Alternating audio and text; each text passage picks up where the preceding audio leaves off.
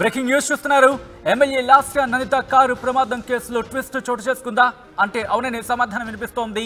సోదరి ఫిర్యాదుతో పటాన్చెరు పోలీస్ స్టేషన్లో కేసు నమోదైంది. పటాన్చెరు పిఎస్లో లాస్యా నందిత సోదరి నివేదిత ఫిర్యాదు చేశారు.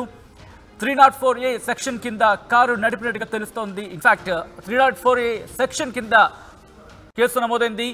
అయితే ఇదే అంశానికి సంబంధించి ఆకాష్ మీద కేసు నమోదు చేసినట్టుగా తెలుస్తోంది. నిర్లక్ష్యంగా కారు నడిపి లాస్యా మృతికి ఆకాష్ కారణమయ్యాడని నివేదిత ఫిర్యాదు చేసినట్టుగా తెలుస్తోంది. ఉదయం 5:15 ఆకాష్ ఫోన్ చేశాడంటూ కూడా నివేదిత చెప్పినట్టుగా సమాచారం అందుతోంది. ఇద్దరికి దెబ్బలు తగిలాయని లొకేషన్ షేర్ చేశాడంటూ కూడా నివేదిత చెప్పినట్టుగా తెలుస్తోంది.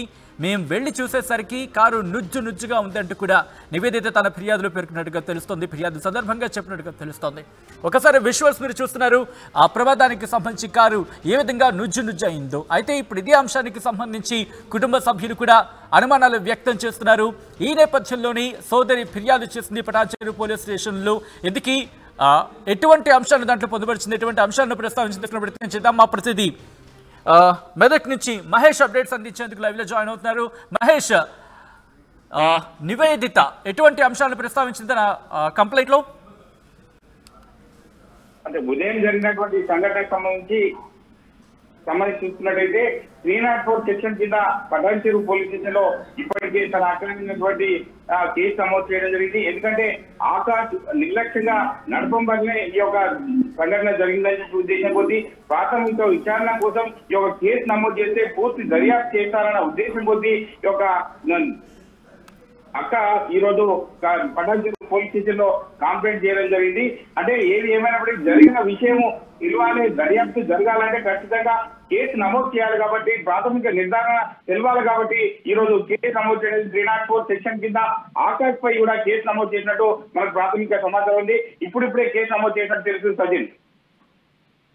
ఇంకా ఎటువంటి అంశాలు, ఎందుకంటే ఏమైనా అనుమానాలు వ్యక్తం చేయడం జరుగుతోందంటే ఉద్దేశపూర్వకంగానే ఆకాష్ చేస్తుంటాడు అని చెప్పి అనుమానాన్ని వ్యక్తం చేయడం జరుగుతోందా కుటుంబ సభ్యులు? అంటే సంగారెడ్డి బయలుదేరినటువంటి నందిత అంటే అక్కడికి చేరుకోవాలని అంటే అక్కడ దర్శనం చేసుకున్న తర్వాత రిటర్న్ వచ్చి మళ్ళీ ఓఆర్ఆర్ పైన వెళ్ళడం అనేది పలు అనుమానాలు సాగుతుంది. ఎందుకంటే వచ్చిన రిటర్న్ లో వెళ్ళిపోయే పరిస్థితి ఉండాలి తప్ప మళ్ళీ టౌన్ లో నుంచి మళ్ళీ సరాసుపేట రూట్ ఓఆర్ఆర్ పై వెళ్ళడం వల్ల పలు అనుమానాలు వస్తున్నాయి. ఎందుకంటే ప్రాథమిక నిర్ధారణ ద్వారా కేసు నమోదు చేసినట్టయితే పూర్తి వివరాలు సేకరించే అవకాశం ఉంటుంది. కాబట్టి భవిష్యత్తు అంటే జరిగిన సంఘటనకు సంబంధించి అన్ని కోణాల్లో కూడా పోలీసులు దర్యాప్తు చేస్తున్నారు. ఓఆర్ఆర్ పై ఉన్నటువంటి సీసీ కెమెరాలు కావచ్చు, దానికి సంబంధించి అంటే టోల్ గేట్ వద్ద సంబంధించిన సీసీ కెమెరాలు కావచ్చు, అంటే మీరు మార్గం మధ్యలో ఎక్కడైనా టీ తాగారా ఏంటి పరిస్థితి అని చెప్పి అన్ని కోణాల్లో కూడా పోలీసులు దర్యాప్తు అనేది చేస్తున్నారు. వాళ్ళు 2 నిమిషాల ప్రెస్ మీట్ మాత్రమే చేయడం జరిగింది. ఎందుకంటే ఇంకా వివరాలు వచ్చిన తర్వాతనే ఒక ఆధారాలతో సహా బయట పెట్టాలన్న ఉద్దేశం కొద్దీ వాళ్ళు పోలీసులు చూస్తున్నారు. ఎందుకంటే చనిపోయిన వ్యక్తి ఒక మామూలు వ్యక్తి కాదు, ఒక ప్రజాస్వామ్యంలో ఒక ఎమ్మెల్యేగా చేస్తున్నటువంటి నందిత. కాబట్టి వాళ్ళు పూర్తి దర్యాప్తు చేసిన తర్వాతనే ఈ యొక్క వివరాలను బయట పెట్టే అవకాశం ఉందని చెప్పి స్థానికంగా ఉన్నటువంటి పోలీసులు ఏఎస్పీ సంజయరావు తెలపడం జరుగుతుంది. Right Mahesh, thanks for update. ఒకసారి మా ప్రతినిధి మధు దగ్గరికి వెళ్లే ప్రయత్నం చేద్దాం. ఎందుకంటే ఈ కేసుకు సంబంధించి చాలా ఇంట్రెస్టింగ్ ఫ్యాక్ట్స్ బయటపడుతున్నాయి అంటే అవుననే చెప్పుకోవాలి. ఎందుకంటే నివేదిత ఇప్పుడు కంప్లైంట్ ఇచ్చారు, అనుమానాలు వ్యక్తం చేస్తున్న పరిస్థితిగా భావించాలి. ఇంతకీ అనుమానాలు బలం చేకూర్చడానికి కారణాలు ఏంటి తెలుసుకునే ప్రయత్నం చేద్దాం. మా ప్రతినిధి మధు అప్డేట్స్ అందించేందుకు లైవ్లో జాయిన్ అవుతున్నారు. మధు, ఇంతకీ ఈ అనుమానాలు రావడానికి బలపడడానికి కారణం ఏంటి? ఎగ్జాక్ట్లీ ఈ ఎమ్మెల్యే లాస్యా నందిత మరణానికి సంబంధించి యాక్సిడెంట్ అయిన తర్వాత ఆ కారు ఫోటోలు విజువల్స్ బయటికి వచ్చిన తర్వాత అనుమానం వ్యక్తం చేస్తా ఉన్నారు. అసలు ఇది యాక్సిడెంటా, ప్రమాదంగమే జరిగిందా, లేదంటే ఏమైనా కుట్ర ఉందా అనేటువంటి అంశాన్ని కూడా కాస్త అనుమానం వ్యక్తం చేశారు. మనం మొదటి నుంచి కూడా ఆర్టీవీ ఇదే అంశాన్ని కుటుంబ సభ్యులు వ్యక్తం చేస్తున్నటువంటి అనుమానాన్ని వెలుగుచ్చే ప్రయత్నం చేశాము. ఎందుకంటే హడావుడిగా తీసుకెళ్లాడు లాస్యా నందితను అనేటువంటి ఒక వీడియో ఎక్స్క్లూజివ్ గా ఆర్టీవీ చేతికి చిక్కింది. దాంట్లో కుటుంబ సభ్యులు ఆగ్రహంగా ఉన్నారు. అందరూ అనుకున్నట్టుగానే ప్రస్తుతం ఆకాష్ పైన లాస్యా నందిత సోదరి అక్క నివేదిత ఫిర్యాదు చేసినటువంటి పరిస్థితి. 304A ఇది ఒక కాజ్ ఆఫ్ డెత్ అంటే మరణానికి కారణమయ్యాడు అనేటువంటి ఒక రీజన్ తో కేసు ఫైల్ చేశారు. నిర్లక్ష్యము తర్వాత కారణమైనందుకు ర్యాష్ గా ప్రవర్తించడము, అత్యంత నిర్లక్ష్యపూరితంగా ప్రవర్తించడము, అంటే కావాలని చేసేలాంటి కార్యక్రమం కింద ఈ కేసును ఫైల్ చేస్తారు. సో ఆ కేసుని ఆకాష్ పైన, అంటే ఆమె ఇచ్చినటువంటి కంప్లైంట్ ఏదైతే ఉందో ఆ కంప్లైంట్ ప్రకారం ఆ కేసును బుక్ చేసినటువంటి పరిస్థితి ఉంది. పటాన్చెరు PS లో కేసు ఫైల్ చేశారు. నివేదిత ఇచ్చినటువంటి కంప్లైంట్ ప్రకారం దీనిపైన దర్యాప్తు జరిగేటువంటి అవకాశం ఉంది.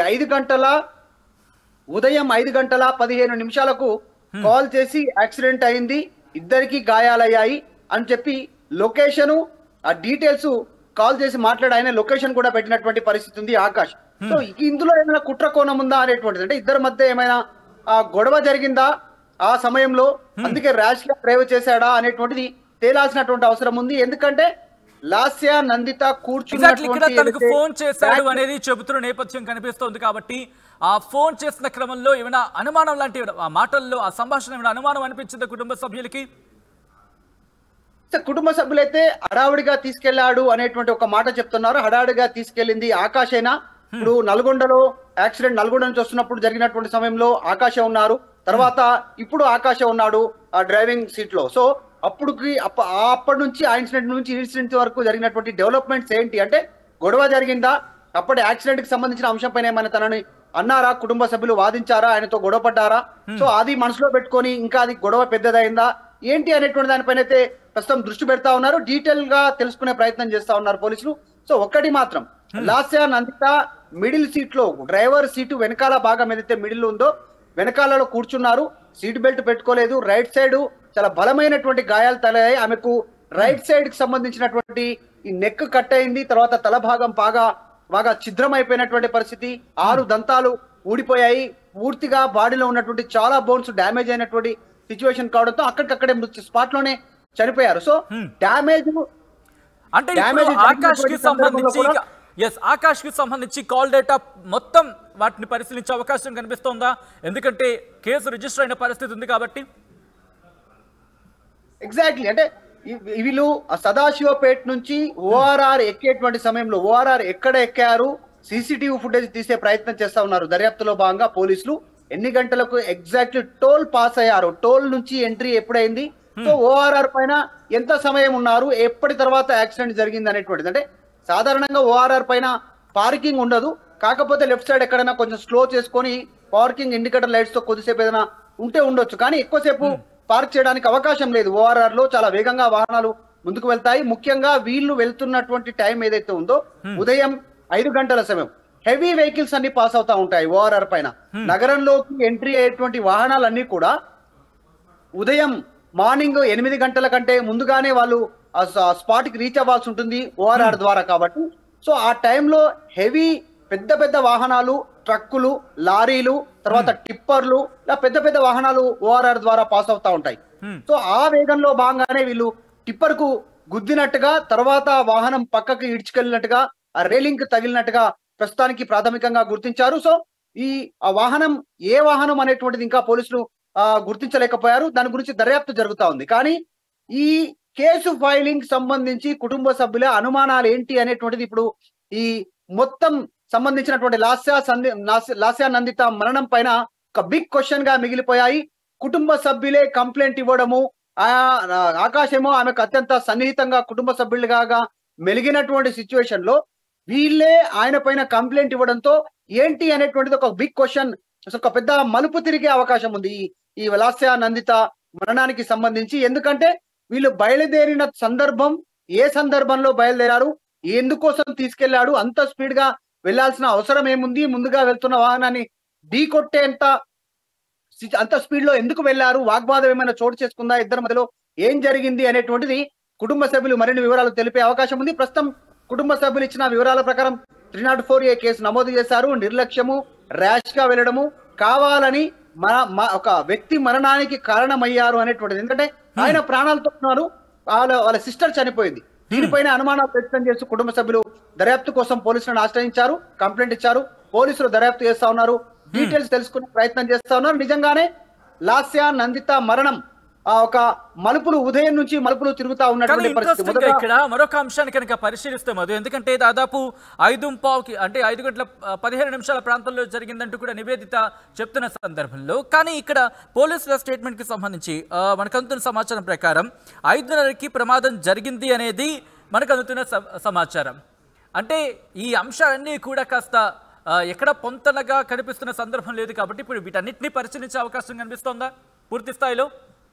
ఎగ్జాక్ట్లీ, నిజంగానే ఇప్పుడు ఆ పోలీసులు చెప్తున్నది ఒకటి, కుటుంబ సభ్యులకు కాల్ టైం వచ్చినటువంటి ఒక టైం వచ్చింది, కాల్ వాళ్ళకు వచ్చినటువంటి సందర్భం వేరే ఉంది, టోల్ ఎంట్రీ ఎప్పుడైంది, ఇవన్నీ నిర్ణయం తీసుకునే అవకాశం ఉంది. దర్యాప్తులో భాగంగా ఒక కీలక అంశాలను పోలీసులు రాబట్టే అవకాశం కనిపిస్తా ఉంది. ఎగ్జాక్ట్లీ డెత్ ఎప్పుడు జరిగింది అనేటువంటిది, యాక్సిడెంట్ ఎప్పుడు జరిగింది, ఆమె ఎప్పుడు చనిపోయారు, ఎన్ని గంటలకు చనిపోయారు అనేటువంటిది వివరాలు తెలుసుకునే ప్రయత్నం చేస్తా ఉన్నారు. కుటుంబ సభ్యులేమో 5:15 ఉదయం కాల్ వచ్చింది అంటున్నారు.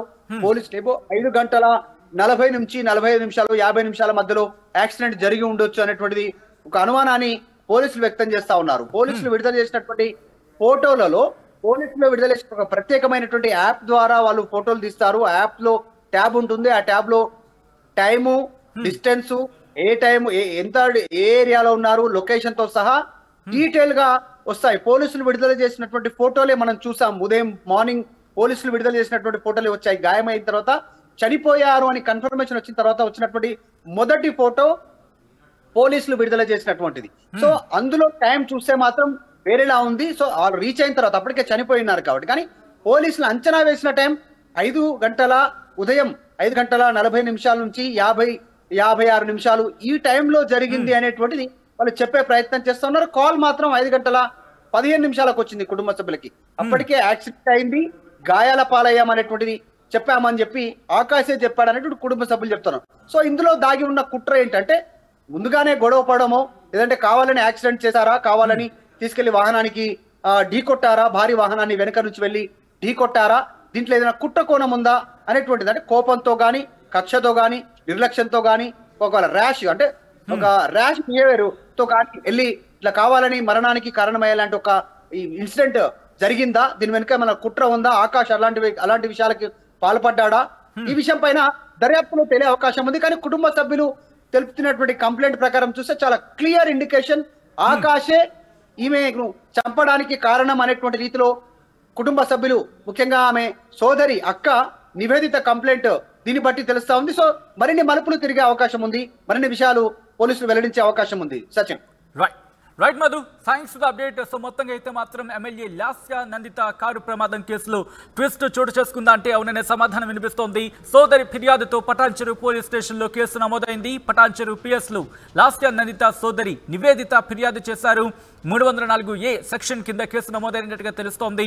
నిర్లక్ష్యంగా కారు నడిపి లాస్య మృతికి ఆకాష్ కారణమయ్యాడని చెప్పి నివేదిత ఫిర్యాదులో పేర్కొన్నట్టుగా తెలుస్తోంది. ఉదయం 5:15 ప్రాంతంలో ఆకాష్ ఫోన్ చేశాడంటూ కూడా నివేదిత ఈ సందర్భంగా చెప్పినట్టుగా సమాచారం అందుతోంది. ఇద్దరికి దెబ్బలు తగిలాయని లొకేషన్ షేర్ చేశాడు. మేము వెళ్లి చూసేసరికి కారు నుజ్జు అయిందంటూ కూడా నివేదిత ఫిర్యాదులో పేర్కొన్నట్టుగా సమాచారం అందుతుంది. సో ఏం జరగబోతుంది కేసులో, పోలీసుల ఇన్వెస్టిగేషన్ ఎక్కడి వరకు వెళ్ళబోతుంది, అంశానికి సంబంధించి ఇంకా ఎన్ని ట్విస్టులు తెర మీదకి రాబోతున్నాయని ఒక ఉత్కంఠ మాత్రం కొనసాగుతోంది.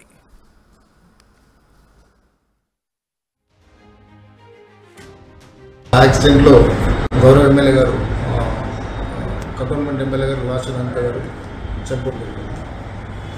పిఏ డ్రైవర్ ఆకాష్కి ఫ్రాక్చర్ ఇంజరీస్ అయినాయి. అతను శ్రీకర్ హాస్పిటల్లో ట్రీట్మెంట్ జరుగుతుంది. ఎమ్మెల్యే గారు వాళ్ళ ఫ్యామిలీ మెంబర్స్ సదాశివపేటలో ఒక దర్గాకి వెళ్ళేసి అక్కడ మొక్కు తీసుకుని మళ్ళీ ఇంటికి వెళ్ళిపోయినారు. ఇంటికి వెళ్ళిన తర్వాత మళ్ళీ రిటర్న్లో ఎర్లీ మార్నింగ్ అల్పవరం నుంచి చెప్పి సంగారెడ్డి వైపు వస్తున్నాం. ఆ టైంకి డ్రైవర్ కొద్దిగా స్పీడ్లో ఉంది, బండి కంట్రోల్ కాలేదు. చిన్నగా ఒక ఎదురుగా పోతున్న వెహికల్కి ఏదో ఇచ్చిన వెహికల్ ఎదురుగా చిన్న వెహికల్ తగిలిచ్చేసి ఏదో వెహికల్ జరిగినది. తర్వాత అతను కంట్రోల్ కాక లెఫ్ట్ సైడ్ రైలింగ్కి కారు గుర్తుకుంటారు.